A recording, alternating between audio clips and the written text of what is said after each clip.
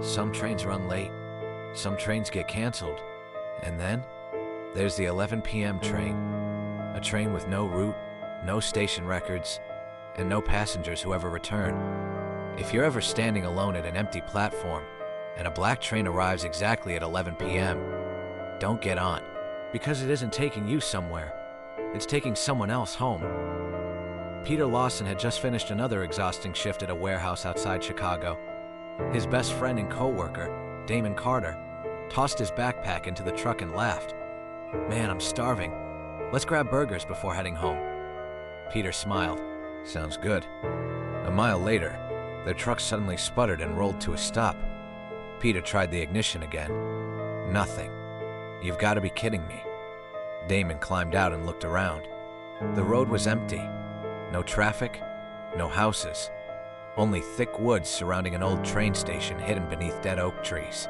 Its faded sign read, "Black Ridge Station." "I've driven this highway for years," Damon said. "I swear that station wasn't here before." Peter shrugged. "Maybe it's abandoned." The two friends walked toward it. The station looked frozen in time. Broken benches, dust-covered ticket windows, a single clock hanging above the platform. His hands pointed to 10:59 p.m. Peter checked his watch. 10:59. The exact same time. Then, every light inside the station flickered once. A cold wind swept across the tracks. Somewhere in the darkness, a train whistle echoed. Long, slow, unnaturally deep. Damon frowned. "Dude, I don't like this." The steel rails began to vibrate beneath their feet. Peter looked down the tracks. Nothing.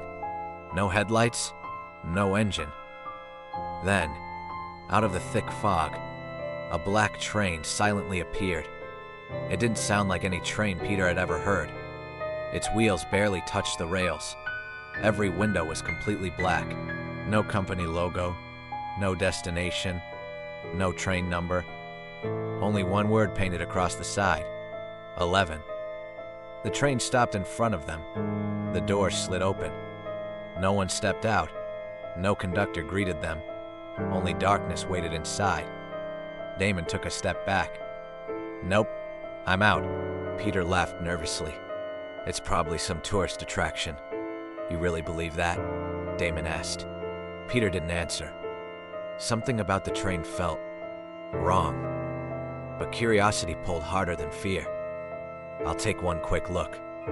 Before Damon could stop him, Peter stepped inside. The instant both of his feet crossed the doorway, bang, the door slammed shut. "Peter!" Damon pounded on the glass. "Open the door!" Peter rushed back and pulled the emergency handle. It wouldn't move. The train lurched forward. Within seconds, the station disappeared into the fog. Peter looked through the window. Damon was still standing on the platform, watching the train leave. Then, Damon smiled. Not a normal smile. A wide, empty, impossible smile. And he slowly raised one hand, as if he had known this would happen all along. Peter's stomach tightened. "What the heck?" A calm voice echoed behind him. "First ride?" Peter turned. A tall conductor stood at the end of the carriage.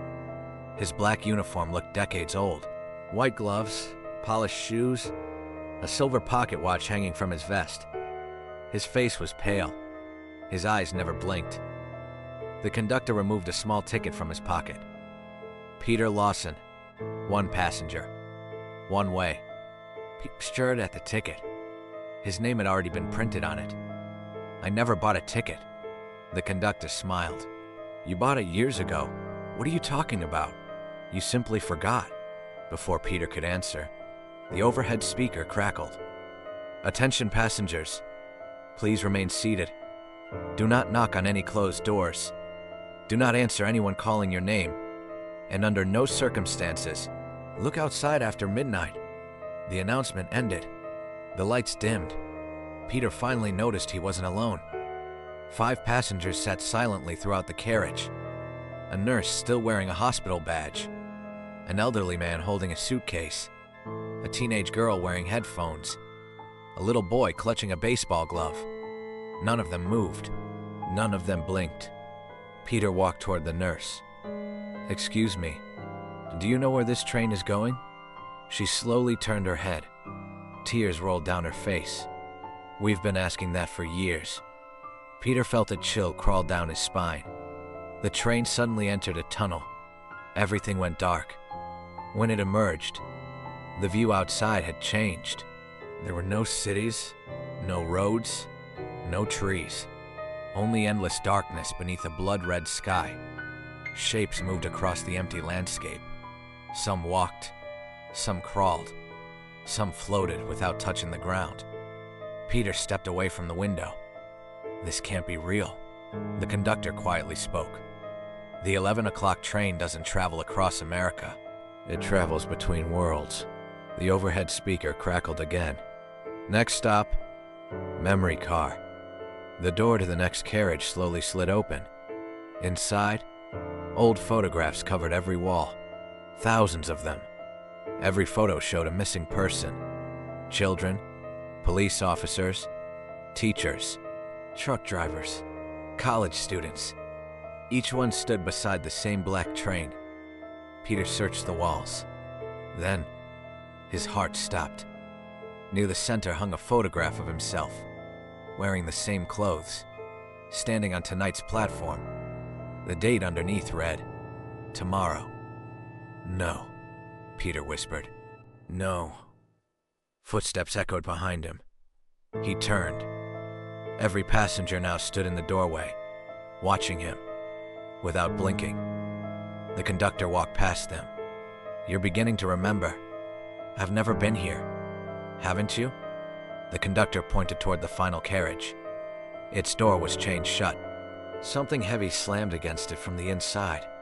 Once, twice, then silence. Peter backed away. "What's in there?" The conductor's smile disappeared. "A replacement." The chain door suddenly burst open. A freezing wind rushed through the train. The lights exploded. Darkness swallowed the carriage. Then, something began crawling across the ceiling. Peter couldn't see its face, only long arms, dragging silently above him. One by one, the passengers lowered their heads, almost as if they were praying. The creature stopped directly over Peter. A whisper filled the train. "So, you're the new one." Peter ran. He sprinted toward the rear emergency exit, pulled the lever. This time, the door opened. Freezing air slammed into him. The train raced across an endless black void. No tracks, no ground, only darkness below. Without thinking, Peter jumped. He expected to die. Instead, he crashed onto wet pavement. He gasped for air. Morning sunlight warmed his face. Police officers surrounded him. An ambulance idled nearby. "Sir, can you hear us?" Peter looked around. He was lying beside his broken truck.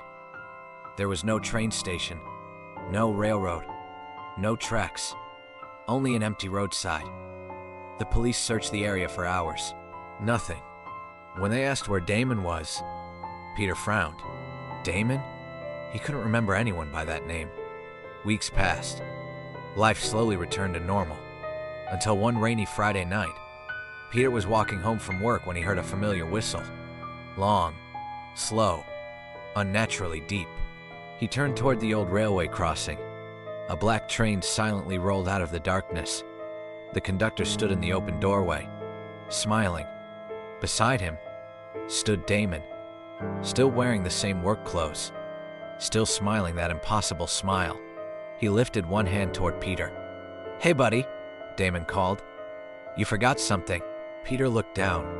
A train ticket rested in his hand. He had no memory of picking it up. Across the top, in faded black letters, it read, 11 p.m. one way. The conductor tipped his hat, looked directly into Peter's eyes, and quietly said, "You're right on time."